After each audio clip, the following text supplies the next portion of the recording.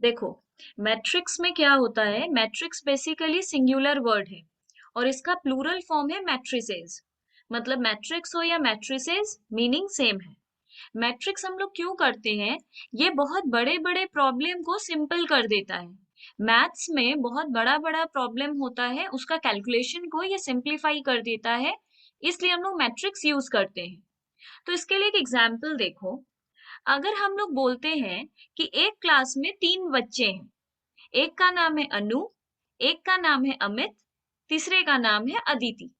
तो एक क्लास में 3 बच्चे हैं, अनु, अमित और अदिति।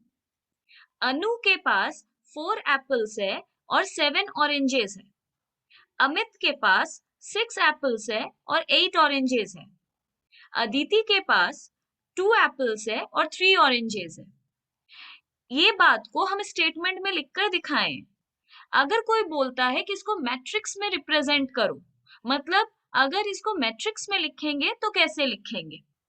तो मैट्रिक्स में कैसे लिखा जाता है, ये 3 बच्चे हैं, इसका ये पहला वाला है अनु के लिए, दूसरा वाला है अमित के लिए और तीसरा वाला लाइन है अदिति के लिए। तो 3 अलग लोगों के लिए 3 अलग लाइन है। अगर पहला वाला लाइन देखें तो पहला लाइन अनु का है। अनु के पास 4 एप्पल्स है और 7 ऑरेंज है। और ये सेकंड वाला है अमित का। अमित के पास 6 एप्पल है और 8 ऑरेंजेस है। और लास्ट वाला है अदिति का। अदिति के पास 2 एप्पल्स है और 3 ऑरेंजेस है। तो इस तरह हम लोग इसको रिप्रेजेंट कर सकते हैं। अब अगर कोई पूछे टोटल एप्पल्स कितना है, तो ये तीनों को ऐड कर देंगे, क्योंकि 4 एप्पल अनु के पास है, 6 एप्पल अमित के पास है और 2 एप्पल अदिति के पास है। तो टोटल 12 एप्पल्स है। कोई पूछे टोटल ऑरेंज कितना है, तो 7 + 8 + 3। तो इस तरह हम लोग रिप्रेजेंट करते हैं कि 3 अलग पर्सन के पास 2 अलग सामान है, एप्पल और ऑरेंज। इस तरह इसको अगर हम चाहें तो इस तरह से भी रिप्रेजेंट कर सकते हैं। टॉप में रहेगा अनु, बीच में अमित, फिर अदिति, और यहाँ पे एप्पल, यहाँ पे ऑरेंज। तो इस तरह से भी इसको हम लोग रिप्रेजेंट कर सकते हैं। तो अब आगे बढ़ते हैं। A matrix is an ordered rectangular array of numbers और फंक्शंस। तो मैट्रिक्स क्या है? एक रेक्टेंगुलर बॉक्स में कुछ नंबर्स और फंक्शंस अगर डाला हुआ रहता है इस तरह बॉक्स के अंदर, तो हम लोग उसको मैट्रिक्स कहते हैं। तो सोचो तीन ए बी सी क्या है, सोचो 3 अलग पर्सन है। तो ए बी सी क्या है, 3 अलग लोग के लिए, 3 अलग काम के लिए। जैसे 3 different cities, 3 different classes, 3 different persons, उसके लिए अलग अलग मैट्रिक्स होता है। ठीक है। तो ये पूरा मैट्रिक्स है, सोचो स्कूल ए के लिए, ये है स्कूल बी के लिए, ये है स्कूल सी के लिए। तो अगर 3 मैट्रिक्स दिया है तो कुछ भी उसको अपने आप अज्यूम कर लेना। 3 डिफरेंट स्कूल है, यहाँ पे हम एग्जाम्पल ले रहे हैं, 3 डिफरेंट स्कूल है। तो ए नाम का स्कूल है, उसमें इस तरीके से बच्चे हैं। मतलब एक क्लास में -2 बच्चे हैं, एक में 5 बच्चे हैं, सेक्शन है। सोचो ये एक स्कूल है, ए एक स्कूल है, और ये उस स्कूल में सेक्शन ए है, सेक्शन बी है। सेक्शन ए में इस तरीके से बच्चे हैं, सेक्शन बी में इस तरह, जो भी है। ठीक है। हम बताना ये चाहते हैं कि ऊपर हम लिखे हैं मैट्रिक्स के अंदर नंबर्स भी हो सकता है, फंक्शंस भी हो सकता है। नंबर्स तो स्टूडेंट्स को समझ में आता है कि इसमें सब नंबर्स है, इसमें भी सब नंबर्स है। पर ये फंक्शंस है। फंक्शंस क्या होता है? cos x, sin x+2, tan x, जिसमें इस तरीके की चीजें भी हैं, उसको हम लोग कहते हैं फंक्शंस। तो मैट्रिक्स नंबर से भी बनता है, फंक्शन से भी बनता है। ये जस्ट समझाने के लिए था।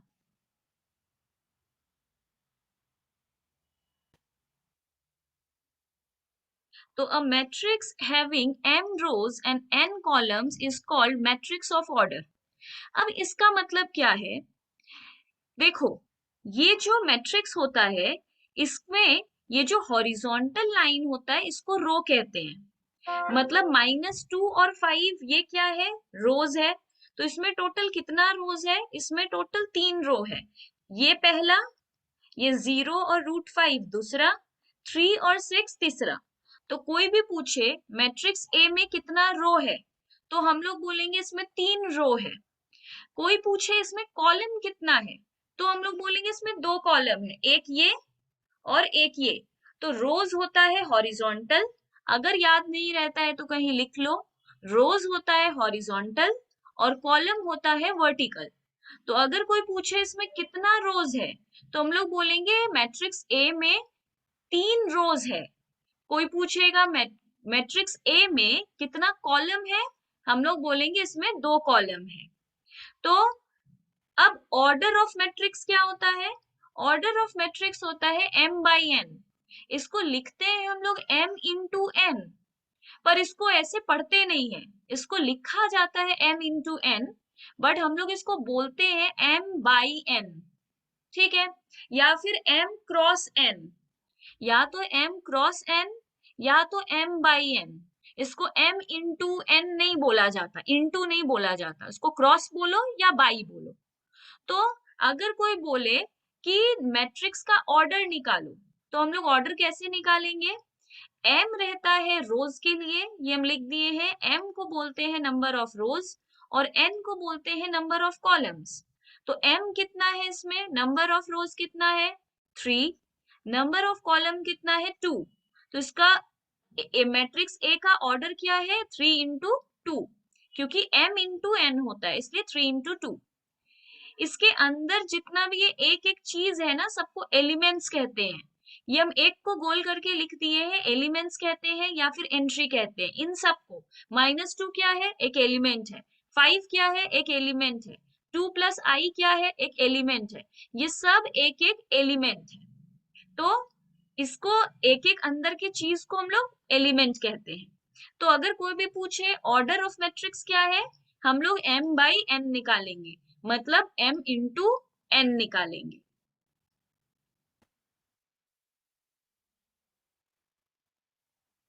अब एक क्वेश्चन देखो, इसमें हम लोग को एक मैट्रिक्स दिया है A, मैट्रिक्स का नाम है A और इसके अंदर बहुत सारा एलिमेंट्स है। हम लोग देख सकते हैं कि नीचे बोल रहा है 3 चीज निकालो। पहला ऑर्डर ऑफ मैट्रिक्स, दूसरा इसके अंदर कितना एलिमेंट है, और तीसरा A13 का नंबर कितना है, A21 का नंबर कितना है, इस तरह से पूछ रहा है। तो ऑर्डर ऑफ मैट्रिक्स हम लोग कैसे निकालते हैं, m इंटू n करके, जिसको बोलते हैं m बाई n। तो m का क्या मतलब होता है, रोज, रोज होता है हॉरिजॉन्टल।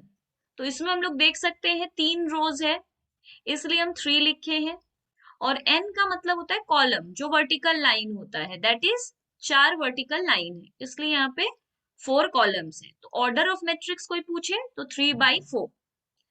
अब इसके अंदर कितना एलिमेंट है, इन दोनों को इंटू कर देंगे, मतलब 12।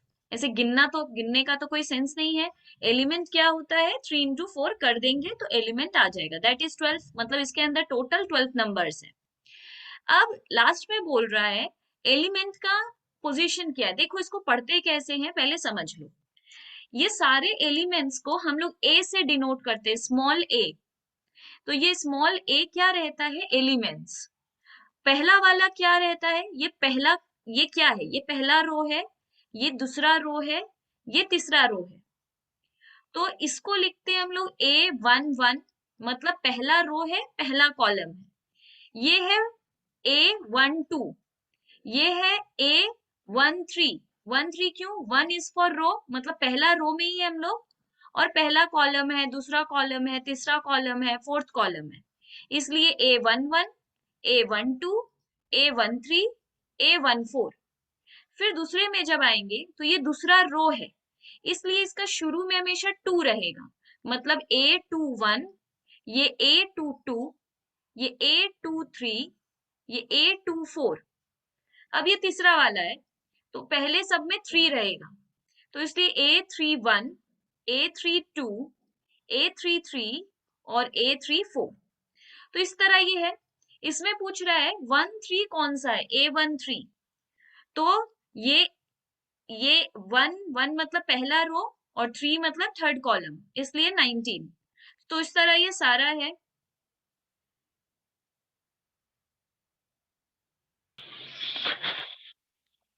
क्वेश्चन 2 में बोल रहा है एक मैट्रिक्स दिया हुआ है तुमको जिसमें 24 एलिमेंट्स है। मतलब इसी तरह एक मैट्रिक्स दिया हुआ होगा जिसमें 24 एलिमेंट होगा। तो पूछ रहा है what are the possible orders it can have, कितना पॉसिबल ऑर्डर्स होगा। ऑर्डर को हम लोग कहते ही है m बाई n।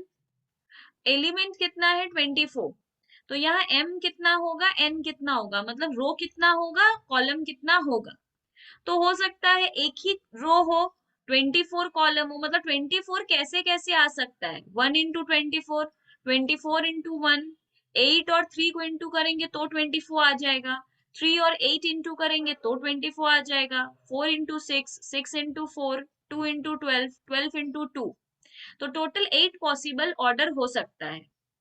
अगर 13 एलिमेंट ही रहे तो कितना हो सकता है, अगर 13 एलिमेंट ही रहे तब दो ही हो सकता है, 13 इंटू 1 या फिर 1 इंटू 13।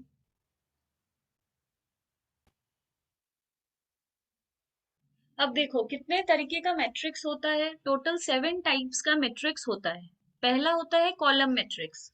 कॉलम मैट्रिक्स में सिर्फ एक ही कॉलम होता है, चाहे रोज बहुत सारा हो। इसमें देखो 4 रो है, हॉरिजॉन्टली हम लोग देखते हैं रोज को, तो इसमें 4 रो है पर एक ही कॉलम है। जब भी इस तरीके का सम्स दिखेगा हम लोग बोलेंगे कॉलम मैट्रिक्स है।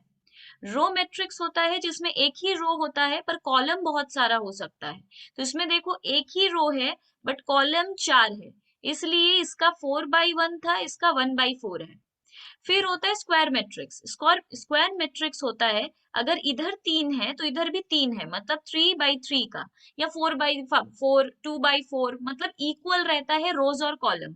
इसलिए हम लिखिए number of rows is equal to number of columns, मतलब आई इक्वल टू जे। आई रहता है रोज और जे रहता है कॉलम, तो इसको हम लोग कहते हैं स्क्वायर मैट्रिक्स। स्क्वायर मैट्रिक्स का और एक मतलब होता है, सिर्फ स्क्वायर मैट्रिक्स उसको नहीं कहते जिसमें 3 रोज हो 3 कॉलम हो, मतलब वो तो है ही स्क्वायर मैट्रिक्स जैसे ये वाला, इसमें 3 रो है 3 कॉलम है। और ये बीच वाले को, ये जो इस तरह डायगनली होता है, इसको हम लोग कहते हैं डायगनल एलिमेंट्स। तो जब भी कोई बात करेगा डायगनल एलिमेंट्स का, तो स्क्वायर मैट्रिक्स में ये जो तीनों बीच वाला ऐसे टेढ़ा लाइन गया, इसको हम लोग कहते हैं डायगनल एलिमेंट। पर क्या सिर्फ 3/3 होगा वही हम लोग का स्क्वायर मैट्रिक्स है? नहीं, हर वक्त नहीं। और एक टाइप होता है, कैसे, ये भी स्क्वायर मैट्रिक्स है। अब तुम बोलोगे कि मैम इसमें तो 3 रो है, इसमें तो 3 रो है पर 2 कॉलम है, तो ये कैसे स्क्वायर मैट्रिक्स हुआ? ये ऐसे स्क्वायर मैट्रिक्स हुआ कि जिसमें डायगोनल एलिमेंट का पोजीशन नंबर सेम हो जाए। जैसे कि ये पहला वाला क्या है A11, और ये दूसरा वाला क्या है A22।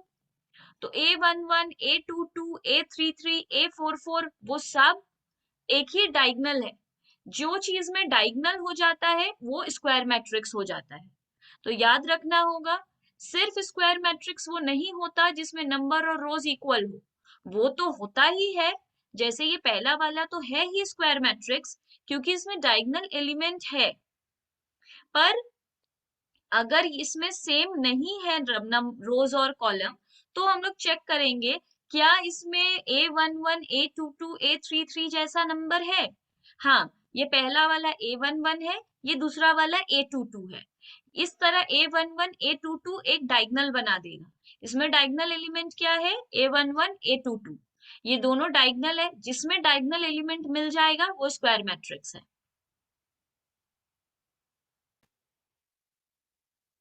फोर्थ है डायगोनल मैट्रिक्स। अब डायगोनल मैट्रिक्स क्या है? जिसमें डायगोनल होगा, जिसमें भी डायगोनल होगा उसको डायगोनल मैट्रिक्स बोलेंगे। मतलब m इंटू m होना चाहिए, मतलब इसमें एकदम इक्वल रहता है रोज और कॉलम। मतलब ये वाला जो था ये स्क्वायर मैट्रिक्स भी था और डायगोनल मैट्रिक्स भी था, ये सिर्फ स्क्वायर मैट्रिक्स था, ये बी वाला डायगोनल मैट्रिक्स नहीं है। तो डायगोनल मैट्रिक्स स्क्वायर मैट्रिक्स हो सकता है। देखो इसमें इसमें 3 रो है 3 कॉलम है, तो बीच वाला डायगोनल एलिमेंट है तो ये डायगोनल मैट्रिक्स है। इसमें 2 रो है 2 कॉलम है तो ये डायगोनल मैट्रिक्स है। इसमें एक ही रो है एक ही कॉलम है, तो बोलेंगे इसमें तो ऐसा लाइन नहीं बना, फिर कैसे ये डायगोनल मैट्रिक्स हुआ? क्योंकि A11 है, यही A1, यही एक पहला रो है, पहला कॉलम है, जिसमें भी ऐसा A11 A22 आता है उसमें डायगोनल एलिमेंट है, इसको ही डायगोनल एलिमेंट कहते हैं। डायगोनल एलिमेंट है तो वो डायगोनल मैट्रिक्स है।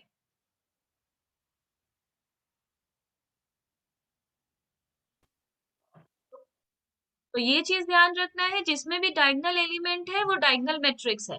मतलब ये तीनों ही डायगोनल मैट्रिक्स है, और ये तीनों ही, ये दोनों ही स्क्वायर मैट्रिक्स, ये दोनों स्क्वायर मैट्रिक्स भी है। स्क्वायर मैट्रिक्स हम समझा रहे थे क्या होता है, जिसमें रोज और कॉलम इक्वल हो और जिसमें डायगोनल एलिमेंट मिल गया वो स्क्वायर मैट्रिक्स हो गया। तो स्क्वायर मैट्रिक्स ही डायगोनल मैट्रिक्स है, डायगोनल मैट्रिक्स ही स्क्वायर मैट्रिक्स है, अगर बेसिकली ऐसे बात करें तो। घूम फिर के दोनों एक ही चीज है। पर इसमें मेन चीज क्या है, मेन बात डायगोनल मैट्रिक्स का ये है, बेसिक चीज दोनों का सेम है, तो फिर डिफरेंस क्या है दोनों में। ऐसा भी बोल देते square matrix is also called diagonal matrix. फिर आप अलग अलग इसको दो टाइप बनाकर क्यों लिखे हैं, इसलिए लिखे हैं क्योंकि डायगोनल मैट्रिक्स में जो सिर्फ डायगोनल एलिमेंट होता है उसी में नंबर होता है, बाकी जो डायगोनल एलिमेंट नहीं है वो सब जीरो होता है। देखो, ये डायगोनल एलिमेंट है, इसके अलावा साइड में जितना नंबर है सब जीरो है। ये डायगोनल एलिमेंट है, जो दो नंबर बच गया वो जीरो है। और ये डायगोनल एलिमेंट क्यों है, क्योंकि ये A11 है। A11 A22 A33 सारा ही डायगोनल एलिमेंट है। डायगोनल एलिमेंट है तो डायगोनल मैट्रिक्स है। तो स्क्वायर मैट्रिक्स में और डायगोनल मैट्रिक्स में डिफरेंस क्या है, इसमें भी डायगोनल एलिमेंट होता है, इसमें भी डायगोनल एलिमेंट होता है, पर इसमें जो नॉन डायगोनल एलिमेंट है, मतलब जो डायगोनल नहीं है, वो नंबर हो सकता है, जीरो भी हो सकता है। पर डायगोनल मैट्रिक्स में जो डायगोनल नहीं है वो हमेशा जीरो ही होगा। फिफ्थ होता है स्केलर मैट्रिक्स। स्केलर मैट्रिक्स में क्या होता है, जो डायगोनल एलिमेंट होता है वो हमेशा सेम नंबर होता है। जैसे इसमें जो डायगोनल है √3 √3 √3, बाकी सारा नंबर जीरो है। तो स्केलर मैट्रिक्स और डायगोनल मैट्रिक्स में कोई पूछेगा सिमिलैरिटी क्या है, दोनों में एक जैसा बात क्या है, तो डायगोनल में और स्केलर में सेम बात ये है कि जो नॉन डायगोनल एलिमेंट है वो जीरो होता है। देखो, इसमें भी नॉन डायगोनल एलिमेंट जीरो है, इसमें भी नॉन डायगोनल एलिमेंट जीरो है। ये है सिमिलैरिटी। कोई पूछे डिफरेंस क्या है, दोनों में क्या अंतर है, तो ये अंतर है कि डायगोनल मैट्रिक्स में जो डायगोनल एलिमेंट है वो सेम नंबर हो जरूरी नहीं है, अलग अलग नंबर है। पर स्केलर में जो डायगोनल एलिमेंट है वो सेम नंबर है, इसमें भी -1 -1 है और इसमें A11 है इसलिए। अब 6 नंबर टाइप क्या है, आइडेंटिटी मैट्रिक्स। आइडेंटिटी मैट्रिक्स में क्या होता है, जो तुम्हारा square matrix in which in the diagonal area diagonal are all one and rest are all zero. जो डायगोनल में रहेगा वो सब वन रहेगा, और जो नॉन डायगोनल एरिया में रहेगा वो सब जीरो रहेगा। तो ये भी डायगोनल मैट्रिक्स, तो आइडेंटिटी मैट्रिक्स भी एक स्क्वायर मैट्रिक्स ही होता है, पर इस स्क्वायर मैट्रिक्स में जो डायगोनल होता है वो हमेशा वन होता है और नॉन डायगोनल चीज हमेशा जीरो होता है। इसलिए हम लिखे every identity matrix is clearly a scalar matrix. कैसे, स्केलर मैट्रिक्स में क्या था, स्केलर मैट्रिक्स में था डायगोनल वाला हमेशा सेम रहता है, तो आइडेंटिटी मैट्रिक्स में भी हम लोग देख रहे हैं डायगोनल वाला हमेशा सेम रहता है, 1 1 रहता है, मतलब सेम रहता है। तो आइडेंटिटी मैट्रिक्स भी एक स्केलर मैट्रिक्स हो सकता है। नेक्स्ट है नल मैट्रिक्स। नल मैट्रिक्स क्या है, जिसमें a matrix is said to be zero matrix or null matrix if all its elements are zero। जिसमें सारा एलिमेंट ही जीरो है, तो जिसमें सब एलिमेंट जीरो है वो नल मैट्रिक्स है। अब आता है इक्वलिटी ऑफ मैट्रिसेस। इक्वलिटी का मतलब क्या है, they are of same order. Order का मतलब, ये चीज को यहाँ नीचे हम समझा रहे हैं कि they are of same order का मतलब अगर मेरे पास दो मैट्रिक्स है तो इसका जो A11 है वो इसका, देखो पहला मैट्रिक्स को हम लोग मैट्रिक्स ए कहते हैं, दूसरे मैट्रिक्स को हम लोग मैट्रिक्स बी कहते हैं। तो इसका पहला एलिमेंट है A11, इसका पहला एलिमेंट है B11, इसका ये है तो A11 और B11 हमेशा इक्वल रहता है। तो x+6 पहला एलिमेंट है इस मैट्रिक्स का, और इस मैट्रिक्स का पहला एलिमेंट है 6, तो ये दोनों बराबर होगा। फिर इसका दूसरा है 2, तो इसका भी दूसरा है 2, तो वो तो इक्वल है ही। इसका ये वाला है 5+z, तो इसका ये 5 के इक्वल है, इसलिए इन दोनों को इक्वल किए हैं। और एक्स वाई इक्वल है 8 के, इसलिए एक्स वाई इक्वल टू 8। तो ये हम लोग समझ सकते हैं कि इसको इक्वल करते हैं। अब इसमें एक्स वाई जेड तीनों का मेरे को वैल्यू चाहिए। तो ये तो नंबर था, इसमें कुछ नहीं करना है। 5+z=5 का तो एक ही बार में कर सकते हैं, z=5 - 5 मतलब 0। तो z का वैल्यू 0 है, ये फिक्स है। अब इसको सॉल्व करना है। तो ये जो लास्ट वाला था x y=8, इसमें x को हम लोग 8/y लिख सकते हैं। तो x का वैल्यू निकाल के रख लिए हैं 8/y। अब ये वाले में हम लोग x का वैल्यू बैठा रहे हैं 8/y, y के जगह y, और ये 6। इसको पूरा सॉल्व करते हुए हम लोग आए, और y का वैल्यू हम लोग को 2 मिला, एक 4 एक 2। मैम याद आया। हाँ देखो, ये वाला जो 8/y+y है, इसका हम एलसीएम लिए, तो y है, इसके नीचे कुछ नहीं है, तो इसका एलसीएम y है, इसलिए इसके नीचे y है।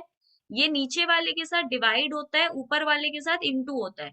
तो y डिवाइडेड बाई y करेंगे तो 1 होगा, जो 1 आया वो 8 से इंटू होगा, तो 8 ही आएगा। प्लस का हम लोग प्लस बैठा दिए। y इसके नीचे 1 है, कुछ नहीं है, मतलब y के नीचे 1 है, तो y डिवाइडेड बाई 1 y होगा। y को y से इंटू करेंगे तो y² होगा, ये इक्वल टू 6 हो गया। तो ये लाइन आया। अब यहाँ पे 8+y², और ये इक्वल टू 6y होता। फिर 6y को इस साइड ले आए तो -6y हो गया, और इक्वल टू 0 हो गया। इसके बाद इसको हमेशा ऐसे सजाएंगे, पहले y² रहेगा, फिर -6y रहेगा, फिर +8 रहेगा। हमेशा स्क्वायर वाला पहले, एक अकेला वाला बीच में, बिना अल्फाबेट वाला साइड में, इक्वल टू 0। अब इसको हम लोग करते हैं, मिडिल टर्म फैक्टर ढूंढते हैं, इस तरह जब भी आ जाएगा। तो y² का y², माइनस का माइनस। अब 6 लाना है कुछ भी करके, पर 8 का एलसीएम निकाल के। तो 8 का एलसीएम हम साइड में निकाले, 2 और 4, तो 4+2 करेंगे तो 6 आ जाएगा, इसलिए 4+2 किए हैं। और इन दोनों को इंटू करके ये लास्ट वाला आना चाहिए, तो 4 × 2 करेंगे तो 8 आ जाएगा। 4+2 करेंगे तो 6 आ जाएगा। तो 4+2 लिखे हैं 6 को, और ये वाला y को यहाँ बैठा दिए। प्लस का प्लस, 8 का 8 इक्वल टू 0। तो अब ये हो गया। अब इसमें से इसको खोलेंगे, ब्रैकेट को खोलेंगे, तो y² -4y, ये 4y है, माइनस प्लस माइनस हो गया, ये 2y है, प्लस 8 है, इक्वल टू 0 है।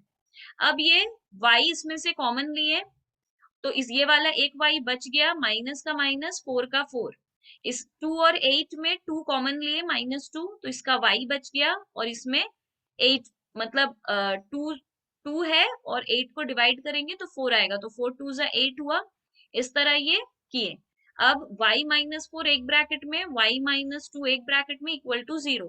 तो y का एक वैल्यू है 4, y का दूसरा वैल्यू है 2। इसके बाद जब हम लोग को y का वैल्यू मिल गया, तो दो x, अब ये ये x का जो वैल्यू था 8/y, उसमें y का वैल्यू बैठाएंगे। तो अगर y का 2 वैल्यू आया है तो x का भी 2 वैल्यू आएगा।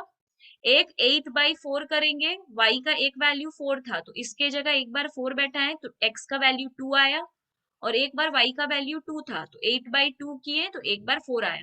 तो अगर y का वैल्यू 4 होगा तो x का वैल्यू 2 होगा, अगर y का वैल्यू 2 होगा तो x का वैल्यू 4 होगा, और z का वैल्यू दोनों ही हाल में 0 होगा। तो इस तरह हम लोग x, y और z तीनों का वैल्यू निकाल लिए। अब मैट्रिसेस हम लोगों का टोटल 3 टाइप से सम्स हम लोग को देगा। एक एडिशन मैट्रिक्स, एक सब्ट्रैक्शन मैट्रिक्स, एक मल्टीप्लिकेशन मैट्रिक्स। तो एग्जाम में टोटल 3 तरीके का मैट्रिक्स का सम आ सकता है, एडिशन, सब्ट्रैक्शन या मल्टीप्लिकेशन। तो एक बेसिक सा सम देखो, हम लोगों को 2 मैट्रिक्स दिया है, बोल रहा है a + b करो, मतलब ये एडिशन मैट्रिक्स है। इसमें हम लोग क्या करेंगे, इसके पहले एलिमेंट से इसके पहले एलिमेंट को प्लस कर देंगे। जैसे कि अगर हम लोग 2+1 करे तो 3 आएगा, 4+3 करे तो 7 आएगा, 3 प्लस फिर -2 है तो 3 - 2 हो जाएगा 1, और 2+5 हो जाएगा 7। तो इस तरह एडिशन मैट्रिक्स हो गया, मतलब जिस पहला एलिमेंट से इसके पहले एलिमेंट को हम लोग सिंपली प्लस कर देंगे और कुछ नहीं। अगर सब्ट्रैक्शन मैट्रिक्स आता है तो हम लोगों को अगेन ये दिया है, हम लोग 2 - 1 करेंगे, 4 - 3 करेंगे, 3 - -2 करेंगे और 2 - 5 करेंगे। तो ये निकाल के बताओ